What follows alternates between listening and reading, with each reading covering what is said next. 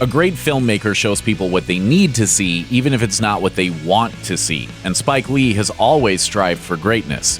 Whether it's by making movies or simply by speaking out, Spike Lee has a history of standing up and making a stir. Here's the lowdown on Hollywood's favorite renegade. Spike Lee is the oldest of 6 children, while his father Bill is a jazz musician and his late mother Jacqueline taught art and African American literature to high schoolers.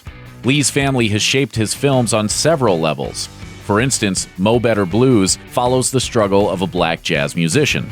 But Lee's father also composed scores for a number of his films, and his sister Joy co-wrote Crooklyn, a semi-autobiographical account of Lee's Brooklyn upbringing. According to The New Yorker, Joy acted in many of his films, while some of Lee's other siblings have handled the videography and photography. In 1977, Lee's mother passed away from cancer. Less than a year later, his father tied the knot with a white woman. Their marriage apparently upset Lee, who told CNN, "The children universally don't get along with the stepmother, especially in the amount of time that it happened."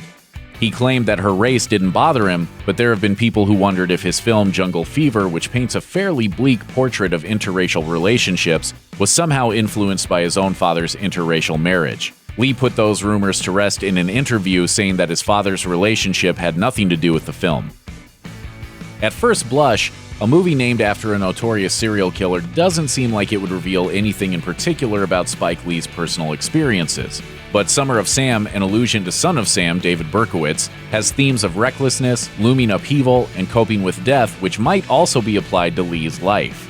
Set in a Bronx neighborhood in 1977, the movie explores how the Berkowitz murders impacted residents in a period defined by unfettered hedonism before the AIDS crisis and shifting political attitudes redefined daily life. As Lee explained in a 1999 interview, the film captures an important and transformative chapter in New York City's history and in his own history. In 1977, Lee's mother passed away.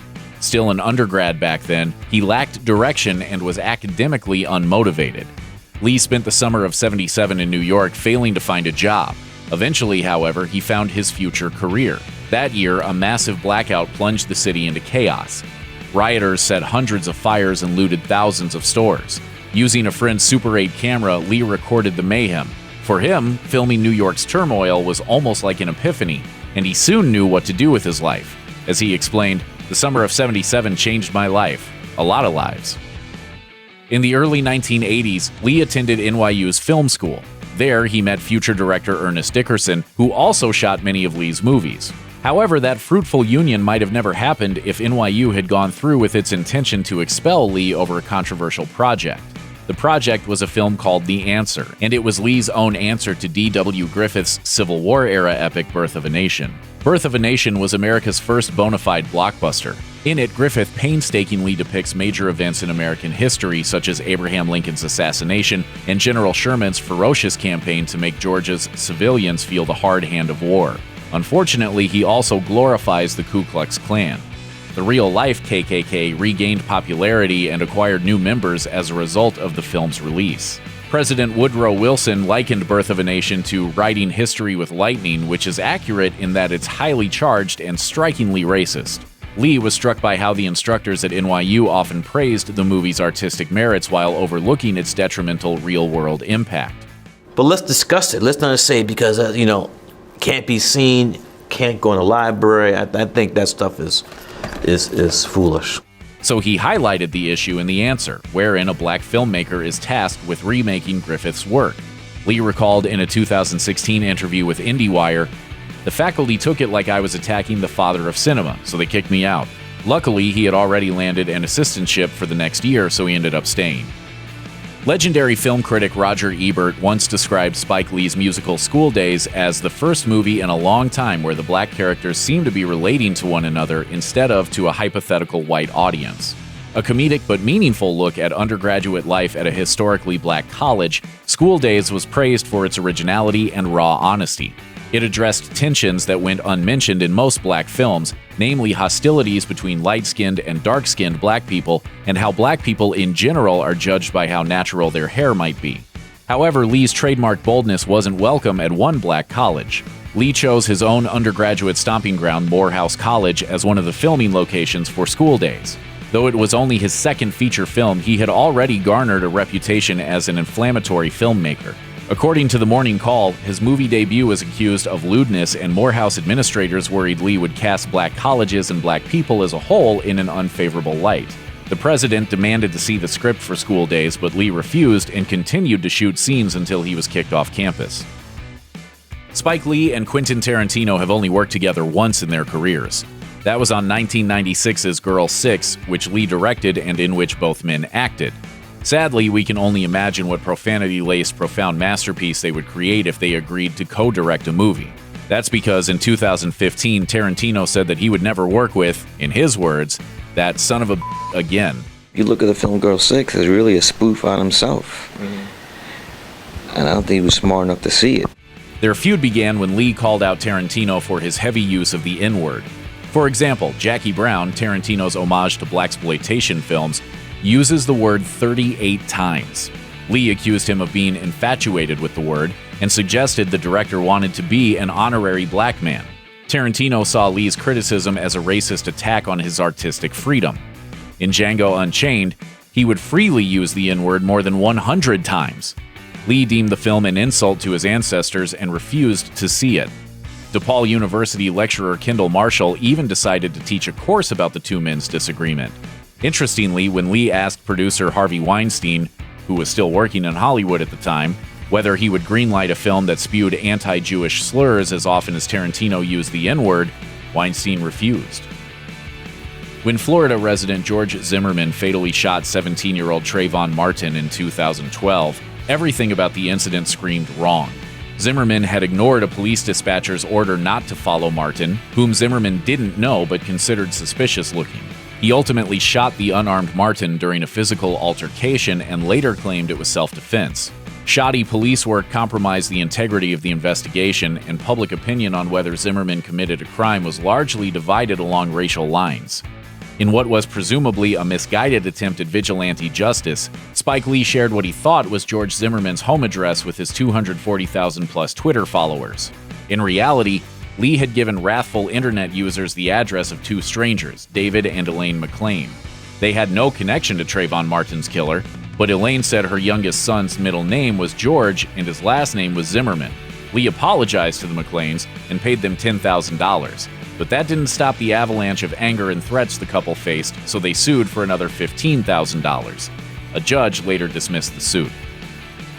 Lee was accused of anti-Semitism in 1990 with his film Mo Better Blues. Partly inspired by his father's real-life ordeals, the movie revolves around a black jazz musician who is heartlessly exploited by Jewish jazz club owners. But the issue with the film wasn't just that they were Jewish.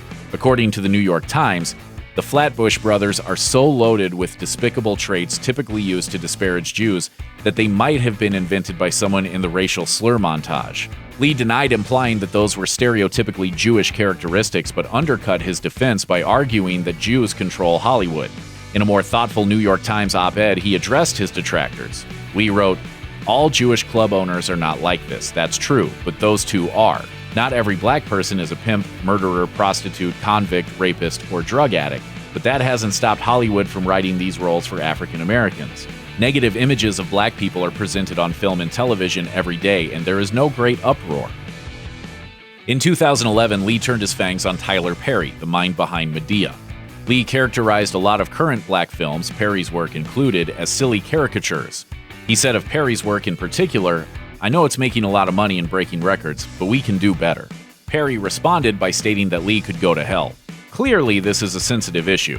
Perry's Medea character has been accused of echoing the racial caricature depicting female slaves as, quote, obese, coarse, maternal figures.